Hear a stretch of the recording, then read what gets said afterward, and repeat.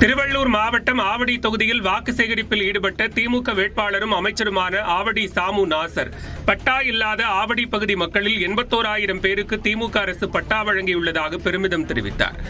ஆவடி வீட்டு வசதி வாரிய பகுதியில் இருசக்கர வாகன அணிவகுப்புடன் வீதி வீதியாக சென்று கூட்டணி கட்சியினருடன் பரப்புரையில் ஈடுபட்டார். அப்போது வீட்டு வசதி வாரிய குடியிருப்பு பகுதியில் 27 கோடி ரூபாயில் மழைநீர் வடிகால் அமைத்துக் கொடுக்கப்பட்டு பணிகள் நடைபெற்று வருவதாக தெரிவித்தார்.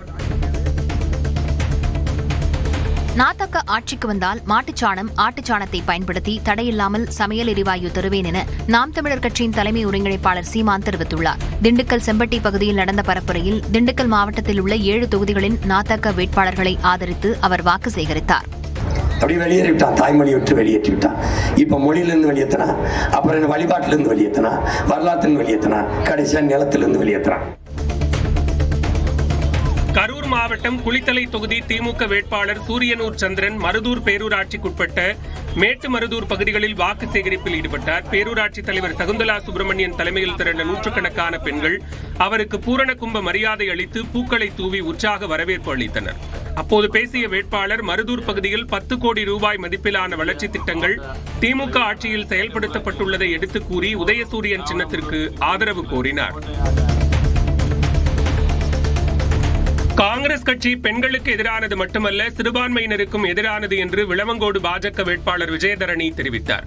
விளவங்கோடு சட்டமன்ற தொகுதிக்குட்பட்ட இடங்களில் தனது ஆதரவாளர்களுடன் விஜயதரணி தீவிர வாக்கு சேகரிப்பில் ஈடுபட்டார். அப்போது செய்தியாளர்களிடம் பேசிய அவர் நெல்லுக்கான ஊக்கத்தொகை விவகாரத்தில் திமுக அரசு பொய் சொல்வதாக குற்றம் சாட்டினார். பொய்யான ஒரு தகவல், தேர்தல் நேரத்தில் பொய் பரப்புரைகளை செய்வதே திமுகவின் நிலைப்பாடாக இருந்து கொண்டிருக்கிறது. முற்றிலும் தவறு இது.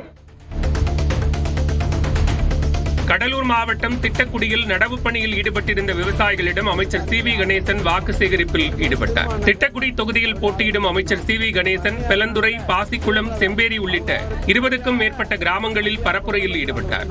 அப்போது நடவு பணியில் விவசாயிகள் ஈடுபட்டிருந்ததை கண்ட அமைச்சர் சி.வி. கணேசன் மண்ணின் மைந்தனான தமக்கு வாக்களிக்குமாறு அவர்களிடம் கேட்டுக் கொண்டார். 1200 2000 ஆக்குறாரு ஓஏபி. இது மகளிர் உரிமை தொகை 2000 கொடுக்குறாரு. அக்கா உதயசூரியன் ஓட்டு போடுங்க. உதயசூரியன். சிவகாசி தொகுதி அதிமுக வேட்பாளர் ராஜேந்திர பாலாஜி மாட்டு வண்டியில் பயணித்து வாக்கு சேகரித்தார். திருத்தங்கல், பாலாஜி நகர், முத்துமாரி நகர் உள்ளிட்ட பகுதிகளில் இரட்டை இலை சின்னத்திற்கு ஆதரவு திரட்டியவர் அதிமுக ஆட்சிக்கு வந்தால் விவசாயம் பாதுகாக்கப்படும் என்பதை வலியுறுத்தும் விதமாக மாட்டு வண்டியில் பரப்புரை மேற்கொண்டதாக கூறினார்.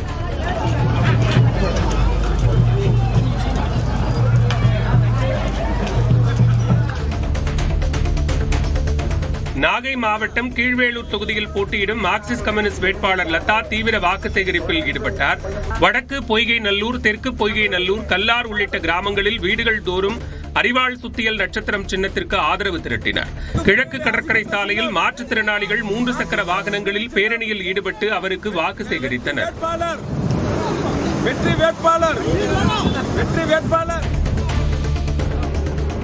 வேலூர் தொகுதி திமுக வேட்பாளர் கார்த்திகேயன் மூங்கில் மண்டி மற்றும் சுண்ணாம்புக்கார தெரு உள்ளிட்ட பகுதிகளில் வாக்கு சேகரிப்பில் ஈடுபட்டார்.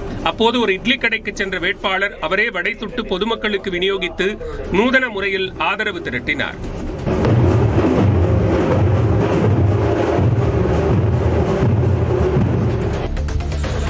திண்டிவனம் தொகுதி விசிக வேட்பாளர் வன்னியரசு தாரை தப்பட்டை அடித்து வாக்கு சேகரிப்பில் ஈடுபட்டார்.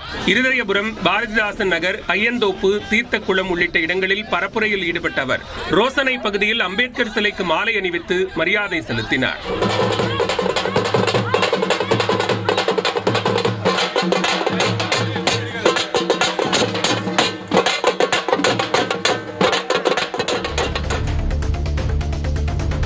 சென்னை தியாகராய நகர் சட்டமன்ற தொகுதி திமுக வேட்பாளர் ராஜா அன்பழகன் சைக்கிளில் சென்று வாக்கு சேகரிப்பில் ஈடுபட்டார். அதனைத் தொடர்ந்து செய்தியாளர்களிடம் பேசிய அவர் தியாகராய நகரில் பார்க்கிங் பிரச்சினைக்கு தீர்வு காணப்படும் என்று கூறினார்.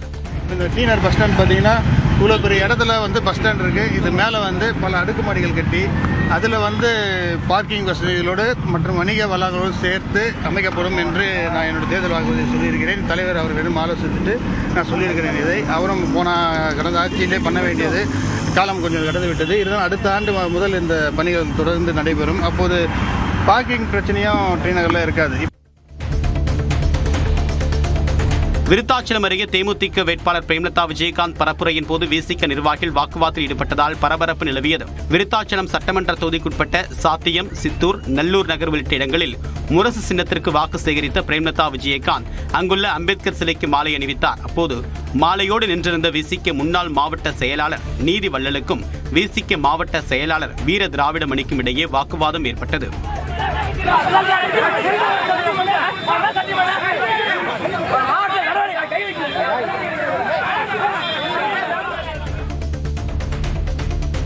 பொள்ளாச்சி திமுக வேட்பாளர் நித்யானந்தன் தேநீர் கடையில் டீ போட்டுக் கொடுத்து வாக்காளர்களை கவர்ந்தார்.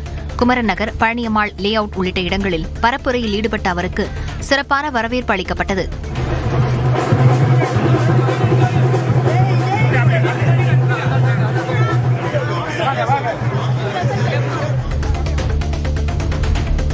மயிலாடுதுறை தொகுதி பாமக வேட்பாளர் சித்தமல்லி பழனிசாமி திறந்தவெளி வாகனத்தில் வாக்கு சேகரிப்பில் ஈடுபட்டார். ஆனந்த தாண்டவபுரம், சேத்தூர், தலைஞாயிறு, இளந்தோப்பு உள்ளிட்ட இடங்களில் அவரது ஆதரவாளர்கள் பட்டாசு வெடித்தும் மாலை அணிவித்தும் வரவேற்பு அளித்தனர்.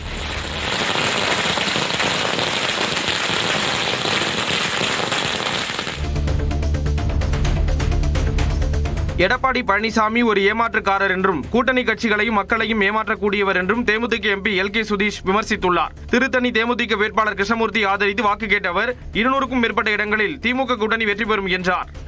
அதிமுக பொறுத்த வரைக்கும் எடப்பாடி அவர்கள் எப்பவுமே துரோகம் செய்வார். கட்சியில் இருக்கிற துரோகம் செய்வாரு, கூட இருக்கிற துரோகம் செய்வாங்க, கூட்டணியில இருந்தா துரோகம் செய்வார்.